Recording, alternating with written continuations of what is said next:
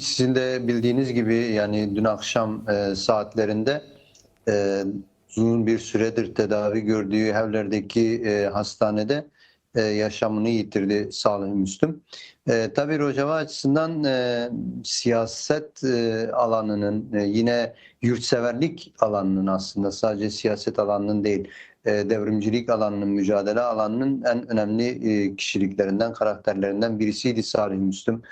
Sadece Rojava devrimiyle değildir. Rojava devrimi öncesinden neredeyse hayatının gençlik yıllarından itibaren Kürdistan Özgürlük Hareketi ile tanışmış, Önder Apo'nun yanında kalmış, bizzat onunla beraber mücadelenin içerisine girmiş. Yani Önder Apo'yu tanıyarak aslında bu mücadelenin içerisine girmiş ve o günden bugüne kadar da bütün imkanlarıyla, bütün en ağır süreçlerde, en zorlu süreçlerde, tüm devlet baskılarının yoğun olduğu, tüm devlet işkencelerini görmüş bir biçimde mücadeleyi yürüterek aslında Rojava devriminin öncesindeki süreçte de Rojava devrimine zemin hazırlayan bir yurtseverlikle, bir devrimcilikle, bir mücadele geleneğiyle aslında büyümüş bir karakterdi, bir kişilikti Salih Müslüm. Bu açıdan Rojava açısından çok büyük bir değerdi.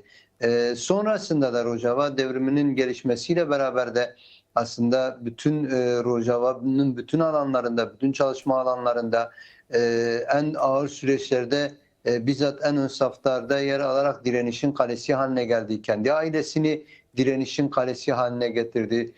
Eşiyle, çocuğuyla, ailesiyle, geniş ailesiyle beraber aslında şunu da söyleyebiliriz. Yani Salih Müslüm açısından sadece aile dar bir aile değildi. Aslında Rojava'nın hepsi onun ailesi olmuştu. Bugün cenazesinin Rojava'ya geçmesiyle beraber Derik'ten şu an bulunduğu Kamışlı'ya kadar bütün şehirlerde halkın çok yoğun bir şekilde karşılaması, son yolculuğuna uğurlamak için onu karşılaması aslında Rojava'yı o yurtseverlik duygularıyla nasıl birleştirdiği, nasıl bir araya getirdiğinin de örneği olmuş oldu.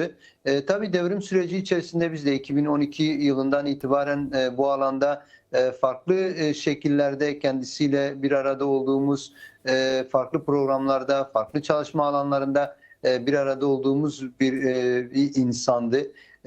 Aslında devrimi öğrendiğimiz insanlardan da biriydi, onu da söyleyebilirim.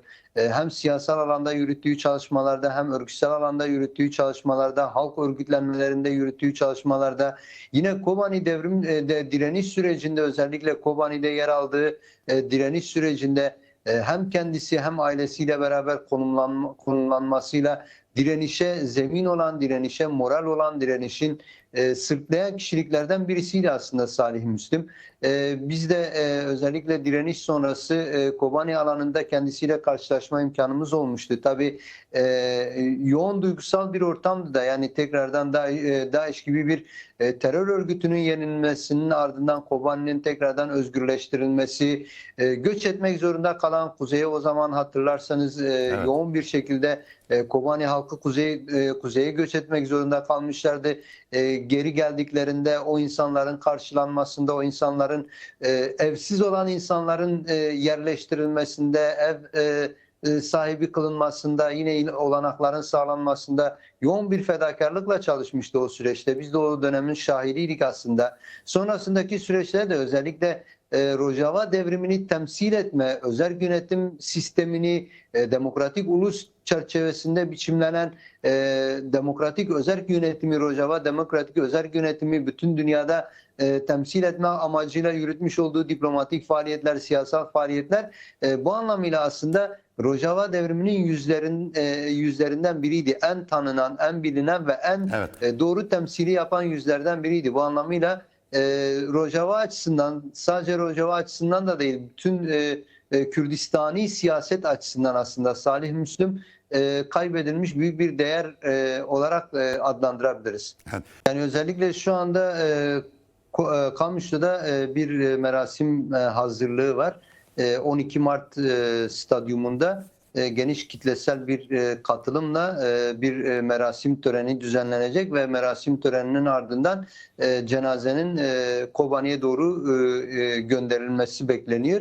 Daha sonrasında işte Kobani'de de Şehit Dicle şehitliğinde cenazesinin toprağa verileceği söylendi. Aldığımız bilgiler bu yönlü. Hangi güzergah üzerinden gidecek, nereden gidecek, bu konuda şu ana kadar netleşmiş bir bilgi yok. Çünkü biliyorsunuz Kobani'de halen tam olmasa da bir kuşatma altında. Halen oraya giden yollarda sorunlar var aslında. Henüz M4 yolunun tam açılmış olduğundan bahsetmemiz mümkün değil. Yine Rakka yolu üzerinde ne kadar güvenliklidir, ne kadar onun güvenliği sağlanabilir.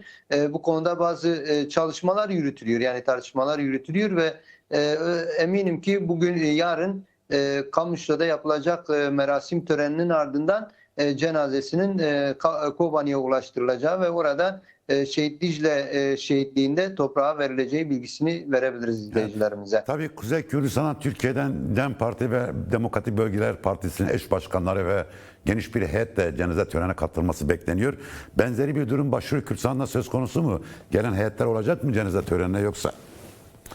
Veya Suriyeli diğer Yani kesimlerden... alabildiğimiz bilgiler bu yönlü. Yani sizin de belirttiğiniz gibi Kuzey Kürdistan'dan ve Türkiye'den siyasetçilerin de içerisinde yer aldığı, özellikle DEM Parti ve DBP'nin de içerisinde yer aldığı bir heyetin Rojava'ya gelerek törene katılması bekleniyor.